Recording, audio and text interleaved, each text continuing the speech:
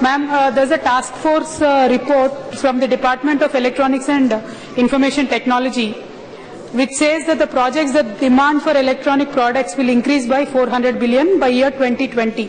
And our electronics import bill will exceed the oil import bill, sir, by 2020.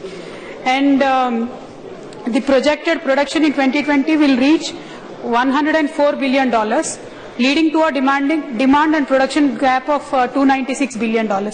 So, sir, in Make in India, have you made any certain specific incentives, or you given anything for the electronic manufacturing? And just one more question, sir. The fab needs to be set up to enable the ecosystem for electronics manufacturing. So what is the government doing on the fabs, sir? Any particular policy? Madam, very briefly, under the guidance of our Prime Minister, we are promoting electronic manufacturing in a very big way. We have given incentives like MCIPS, etc., electronic clusters. And just to give one brief, Honourable Speaker, when our government has come, the total investment in electronic manufacturing was 11,500 crores. Now it has reached 1,20,000 crores. That's the kind of investment we are getting. And just I want to inform the Honourable Member and through the Honourable Speaker of the House that now India is making about 11 crore mobile phones in India. That is a growth of 83% in quantity terms in the this year. LED growth is 37%. And other from iPad, LED lights is 65%, notebooks 17%, tablet PC is 27%.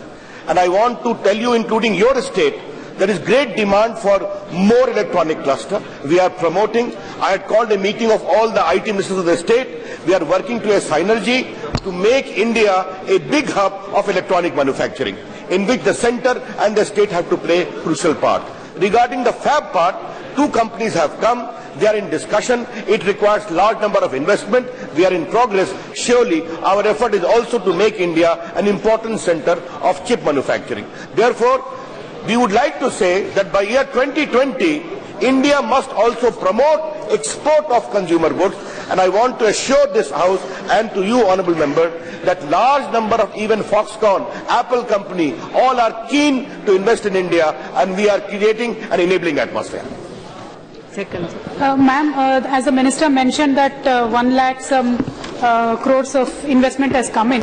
If you can kindly circulate the list along the Parliament members, sir, because there is a huge buzz about zero response for Make in India. So kindly, if you can provide the list, which companies have come in and which states, that will be great. Another important thing, sir, you mentioned about the cell phones and you said the manufacturing has grown as well.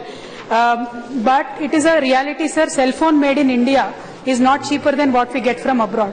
What kind of customs duty have you, import duty have you increased in the cell phones which come from outside? That is one, sir. Second question, now there is a new advertisement about a freedom phone, and everybody says it's a Ponzi scheme, so have you done anything about it?